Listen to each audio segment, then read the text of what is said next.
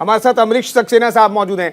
सक्सेना साहब, मैं ये जानना चाहता हूं कि पश्चिमी उत्तर प्रदेश में जो प्रायोरिटी की बात हो रही है, जिसके आधार पर वोटिंग होगी और जिसके आधार पर बहुत सारी बयानबाजी भी हुई, लॉ एंड ऑर्डर का मसला सबसे ऊपर रहेगा, किसानियत का मसला सबसे ऊपर रहेगा, जो किसान है किसान से जुड़े हुए मसले सबसे ऊपर रहेंगे, महंगाई का मसला रहेगा, बेरोजगारी का मसला रहेगा। अगर इन 4 मामलों को ही देखें तो बीजेपी ने जिस तरीके से चुनाव प्रचार किया है, बीजेपी की सरकार ने जिस तरीके से 5 साल शासन किया है, केंद्रीय नेतृत्व और डबल इंजन की सरकार की जो बातें कही जाती है, उसके आधार पर एक परसेप्शन डेवलप हुआ है क्या, और उसी के आधार पर ऐसा लग रहा है क्या कि बीजेपी को उतना नुकसान नहीं हो सकता है?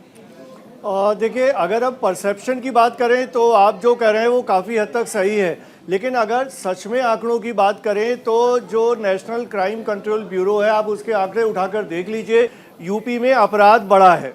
ये सरकारी आंकड़े आप चेक कर सकते हैं। परसेप्शन में तो यही है कि एक आदमी कहेगा बढ़ा है, दूसरा कहेगा कि घटा है, लेकिन अपराध कहीं से नियंत्रण में नहीं है। अगर हम फिगर्स की बात करें और अपराधों की, हम बड़े अपराधों की बात करें तो इनके विधायक पर, बीजेपी के विधायक तक पर रेप का आरोप था, किसानों के ऊपर जीप चढ़ाने का आरोप था जो सुप्रीम कोर्ट में चल रहा है। ये सारे आरोप सबके सामने हैं। महंगाई का ऐसा आरोप है जो किसी को आरोप लगाने की ज़रूरत ही नहीं है। महंगाई जिस तरह से बढ़ी है वो पिछले 70-75 सालों में इस तरह से महंगाई नहीं बढ़ी। बेरोजगारी की दर आप सरकारी आंकड़े उठा के देख लीजिए, सारे रिकॉर्ड क्रॉस कर गई है। और अभी कोरोना काल के 2 साल के बाद 5 करोड़ से ज़्यादा लोग बेरोजगार पूरे देश में हैं। अब यूपी में कितने हैं वो आप हिसाब लगा लीजिए। किसानों का जो मामला है, 1 साल से हम सब देख रहे हैं कि किसानों के मसले पे क्या हुआ, और 1 साल के बाद सरकार को बैकफुट पे आना पड़ा और तीनों कृषि कानून वापस करने पड़े। तो इन्हें वे सरकार ने अपनी डिफीट तो पहले ही मान ली है कि जनता ने जिस कानूनों को स्वीकार नहीं किया, फाइनली उन्होंने माना कि जनता ने स्वीकार नहीं किया और उन्होंने वो सारे कानून वापस लिए। लेकिन चुनाव तो एक अलग तरह का खेल है। ये हार्ड फैक्ट्स हुए जो मैंने कहे। चुनाव एक अलग तरह का खेल है, उसमें परसेप्शंस भी काम करते हैं, बयानबाजी भी काम करती है, लेकिन ये सारी चीज़ें ज़्यादा काम करेंगी या ग्राउंड पे जो स्थिति है जो वो ज़्यादा काम करेगी? लोग महंगाई और बेरोजगारी के मुद्दे पे वोट देंगे कि एक परसेप्शन जो क्रिएट किया जा रहा है उसके आधार पे वोट देंगे? ये तो वोटिंग के बाद और रिजल्ट आने के बाद ही पता लगेगा। लेकिन एक छोटा सा रिएक्शन, चूंकि जिस तरीके से वरिष्ठ पत्रकार हमारे साथ अमरीश सक्सेना है, वो भी बहुत सवाल खड़े कर रहे हैं, तो उनको भी सुन लें, फिर उसके बाद आपको मैं 2 मिनट का वक्त दूंगा। ठीक है सक्सेना साहब जी। सक्सेना साहब, ये तमाम जो मसले हैं जो बीजेपी के खिलाफ खड़े कर रहे हैं, उसमें कुछ और मसले आप ऐड ऑन कर सकते हैं क्या जो बीजेपी के खिलाफ जा सकते हैं? नहीं, जो मसले हैं, मैं एक चीज़ और कहना चाहता हूँ ओपिनियन पोल के संदर्भ में, चूंकि इस ओपिनियन पोल को लेके कई लोगों ने कई बातें कही। ओपिनियन पोल जो भी आपने किया है वो अब से कम हफ्ते 10 दिन 15 दिन पहले से सारे जो भी डेटा आपने कलेक्ट किया होगा, और जो 8वें फेज़ का चुनाव है वो आपका जाके होगा 10 मार्च को। एक ऐसा पोल जो लास्ट फेज के हिसाब से अगर हम कैलकुलेट करें 1 या 1.5 महीने पहले हुआ है, तो उस पर सवाल वहीं खड़ा हो जाता है, क्योंकि हर समय हर दिन स्विंग होता है इलेक्शन, वोट इधर से उधर जाता है। फर्स्ट फेज के बाद सेकंड फेज में चेंज होगा, थर्ड फेज में चेंज होगा, वो स्विंग इधर होगा कि उधर होगा किसी को नहीं पता। तो ओपिनियन पोल को हमें बहुत ही आंशिक रूप से उसके नतीजों को मानना चाहिए।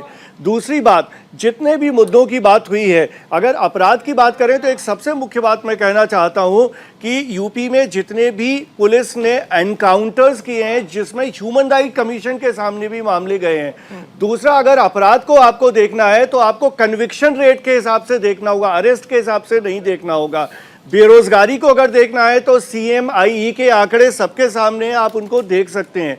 जहाँ तक GDP की बात आई, GDP बहुत ही मिसलीडिंग है। आपको जो इसके अलावा आंकड़े देखने होंगे, जो टॉप 20% पॉपुलेशन है उनकी जिस तरह से जो आमदनी है वो 54% बढ़ी है, और जो बिलो 20% है उनकी आमदनी 43% घटी है। वो 20% का वोट आप काउंट करिए जिसके पास खाने के लिए नहीं है। और जिस तरह से सरकार फ्री राशन बांट रही है, हो सकता है कि ये बीजेपी के फेवर में फैक्टर जाए, लेकिन फ्री में राशन बांटना अपने आप में इस बात का सबूत है कि किस हद तक बेरोजगारी है। जिसके पास खाने को नहीं है उसी को आप फ्री में अनाज दे रहे हैं, इसका मतलब लोगों के पास रोजगार नहीं है।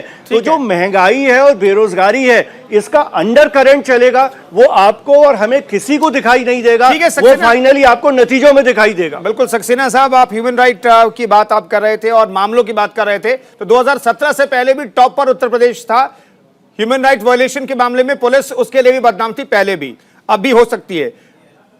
लेकिन आपने कहा कि फ्री में अनाज और बेरोजगारी, जनता को यह तय करना है कि बेरोजगारी के मसले पर वोट करना है या फिर जो आपको फ्री अनाज मिला कोरोना काल से लेकर के अब तक मिल रहा है उसके आधार पर वोट करना है। बच गए आप बच गए, आप राजनीति में रहोगे, आप रहोगे राजनीति में। मैं ये कह रहा हूं, मैं राजनीति में अगर ठीक है सक्सेना साहब छूट ना जाए। सक्सेना साहब 10 से 20 सेकंड में आप प्लीज अपने जवाब दे दीजिएगा। ये जो ओवरऑल आंकड़े हैं इसमें कितने का बदलाव आप देख रहे हैं? इसमें मुझे कम से कम 10 से 20% का बदलाव दिखाई दे रहा है जो आपने आंकड़े दिए हैं। और ये आंकड़े सिर्फ सीटों में आप मत देखिए, वोट परसेंटेज और सीट दोनों को मिला के देखिए, क्योंकि बहुत बार हम देखते हैं कि वोट परसेंटेज और सीटों में कोई तालमेल नहीं होता। जैसे पिछली बार ही बीएसपी को वोट परसेंटेज अच्छा मिला था, सीटें नहीं मिली, तो 2 या 3 या 4% का वोट परसेंटेज इस पार्टी से उस पार्टी में होते ही सीटों की फिगर एकदम आपको कुछ अलग ही दिखाई देगी। और खास तौर पे ओपिनियन पोल में जो मेरा मानना है कि आप बीएसपी को बहुत अंडर एस्टिमेट कर रहे हैं, जिस भी आधार पे किया हो। बीएसपी की फिगर इससे कहीं ज्यादा जाएगी, कांग्रेस की फिगर भी इससे कहीं ज्यादा जाएगी, और उससे ही आपको सीन में पूरा रद्दोबदल दिखाई देगा। बिल्कुल, तो मैं न्यूज इंडिया भी कह रहा है कि ठीक है, इस ओपिनियन पोल के जो नतीजे हम देखेंगे रिजल्ट में, तो नतीजे कुछ और हो सकते हैं। बहुत बहुत शुक्रिया तमाम मेहमानों का।